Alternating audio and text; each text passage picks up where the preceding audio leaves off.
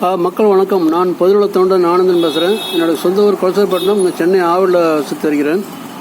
இப்போ பிரிட்டிஷ் காலத்தில் இந்திய மக்களை பிரிட்டிஷ்கார் அடிமை வச்சுனால நம்ம எல்லோரும் சேர்ந்து ஒன்றா இந்தியர்களாக சேர்ந்து அவங்கள துரத்தி விட்டோம்.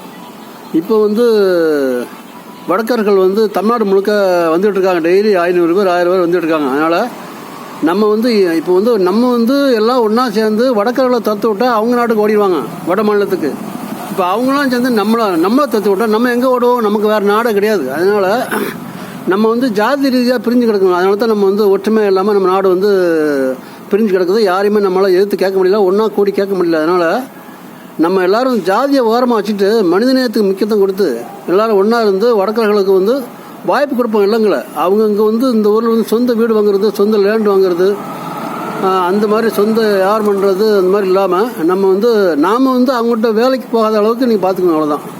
நம்மகிட்ட அவங்க வேலை பார்க்கலாம், நாம் அவங்ககிட்ட வேலைக்கு போகாத அளவுக்கு நீங்கள் பார்த்துக்கோங்க. நம்ம எப்பவும் தமிழ்நாட்டை ஆளலாம்.